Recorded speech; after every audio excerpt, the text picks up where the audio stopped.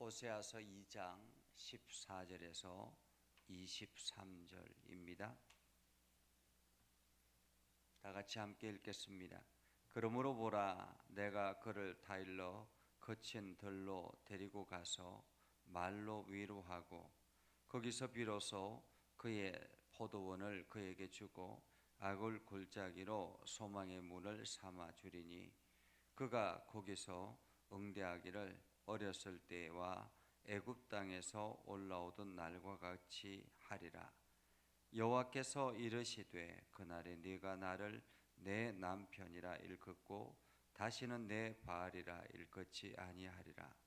내가 바알들의 이름을 그의 입에서 제거하여 다시는 그의 이름을 기억하여 부르는 일이 없게 하리라.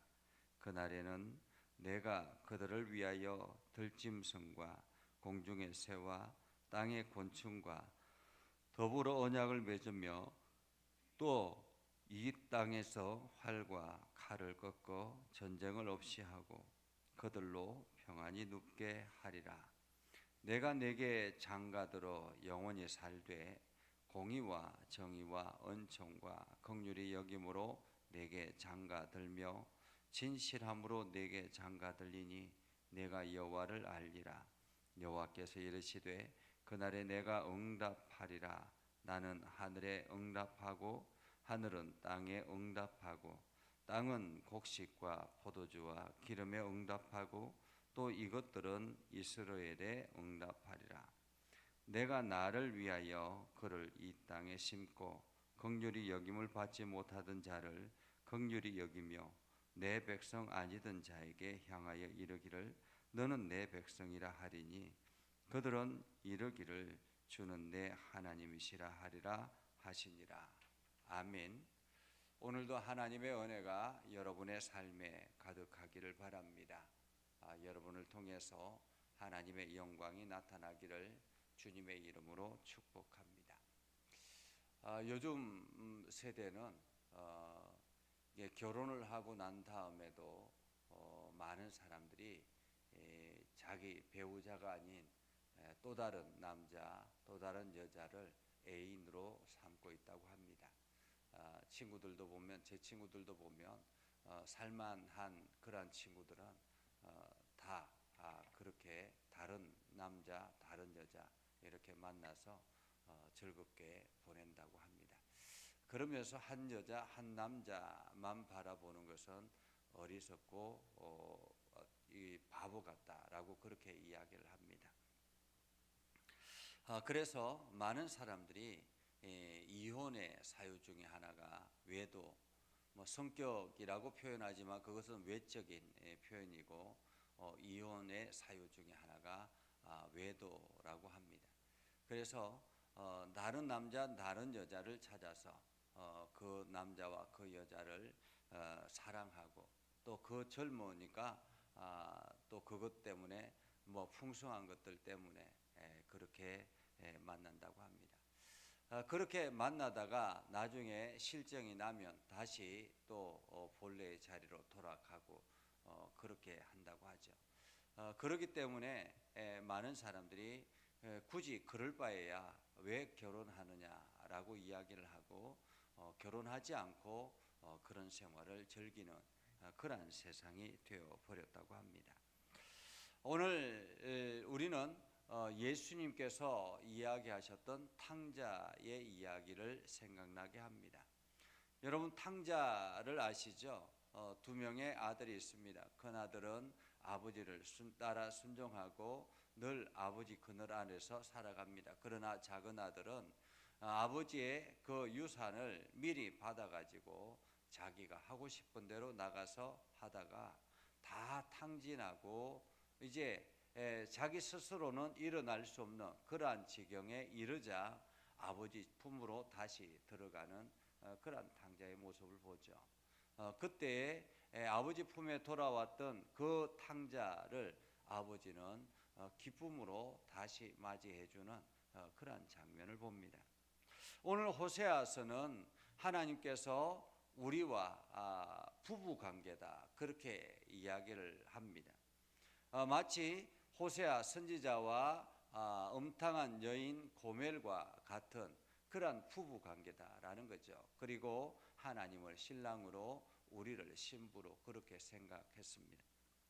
이스라엘 백성들이 신부된 존재로서 그 하나님만 바라보지 아니하고 또 다른 외도를 하고 있다라는 것을 하나님께서는 이 호세아서를 통해서 말하고 있습니다.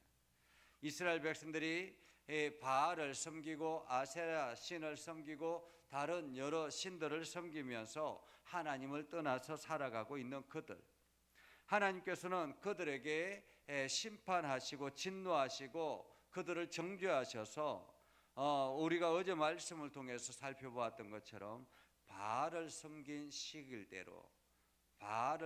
시일대로 내가 벌하겠다라고 그렇게 말씀하셨습니다. 바알을 섬긴 시일대로 벌하고 나면 하나님이 벌할 때에 그들은 철저하게 무너지는 그러한 모습을 봅니다. 그들의 가정이 무너지고 그들의 생업이 무너지고 그들이 아무리 수고하고 애써도 들에서 소산을 주지 않는다라는 거죠. 추수할 때가 다가오면 태풍이 지나가 버리고 또 엄청난 벌레들이 들어와서 전염병이 들어와서 모조리 다 망가져 버리고 결국에는 빈털터리로 또다시 한 해를 보내야 되는 그러한 이스라엘 백성들, 그렇게 몇 해를 지나다 보면 몇 해를 흉년으로 보내다 보면 그들은 바알이 소용없구나, 우리가 그렇게 의지하고 그렇게 섬겼던 바알이 아무런 힘이 없구나라는 것을 느끼게 된다라는 것입니다. 오늘 그때라는 것입니다. 이스라엘 백성들이 다 잃어버렸을 그때에 14절에 보면 이렇게 말합니다. 그러므로 보라, 내가 그를 타일러 거친 들로 데리고 가서 말로 위로하고. 완전히 다 잃어버리고 절망 가운데 있는 그들을 하나님께서 거친 들로 데리고 가서 말로 위로하셨다고 합니다. 위로하고 거기서 비로소 그의 포도원을 그에게 주고 라는 거죠. 다 잃어버린 그들에게 하나님께서는 거친 들로 데리고 가서 위로하고, 그리고 난 다음에 다 잃어버린 그들에게 다시 포도원을 주고 아골 골짜기로 소망의 문을 삼아 주니. 여기서 아골 골짜기는 환난의 장소입니다. 아간이 하나님께서 이스라엘 백성들에게 여리고성을 허락하실 때 여리고성에 있는 모든 것들을 다 멸하라고 하셨습니다. 그런데 아간이 몰래 짐승을 숨겨두고 좋은 값진 것들은 몰래 숨겨두었다가 하나님께서 그 아간을 벌하셔서 땅이 갈라져 죽는 그 장소가 바로 아골 골짜기입니다. 하나님의 심판의 자리, 고통의 자리, 환난의 자리, 그곳이 바로 아골 골짜기입니다. 그 아골 골짜기에서, 절망의 자리에서 소망의 문을 삼아 주리니. 소망의 문을 삼아 주리니. 여기서 절망의 자리는 자기 스스로는 아무것도 할 수 없는 그러한 자리. 그뿐만 아닙니다. 바알이 아무것도 그에게 혜택을 주지 않는 그 자리, 다른 것을 섬기던 그것들이 아무것도 자기에게 도움이 되지 않는 그 자리에 하나님께서 소망의 문을 삼아주겠다라고 말합니다. 소망의 문을 삼아주리니. 그가 거기서 응대하기를 어렸을 때와 애굽 땅에서 올라던 날과 같이 하리라.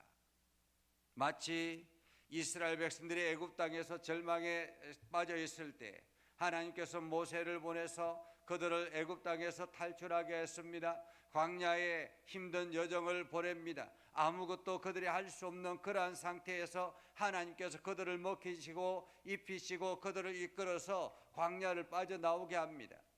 40년 동안 그렇게 광야 생활을 하는 그 가운데서 하나님은 그들과 함께 하셨습니다.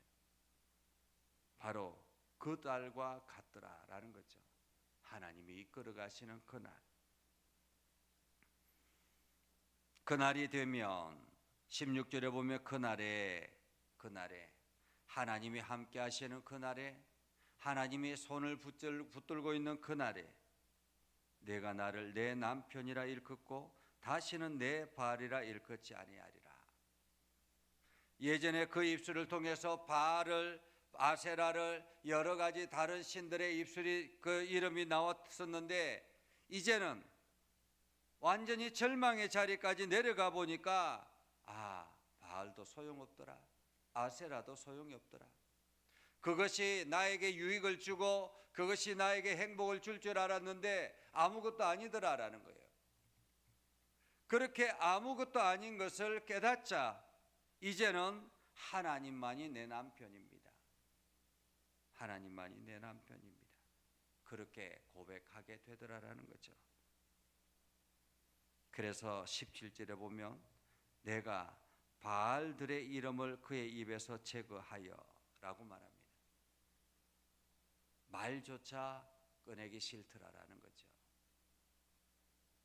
마치 외도에서 사랑인 줄 알고 외도에서 따라갔던 남자가, 사랑해서 외도에서 따라갔던 여자가 자기의 재산만 보고 그 재물, 자기가 이게 가지고 있는 그것들만 보고 그것만 빼먹고는 홀라당 빼먹고 알거지가 되자 완전히 버리는 것처럼, 그래서 그것은 사랑이 아니더라라는 것을 그제서야 깨닫고는 다시 돌아가는 그러한 것처럼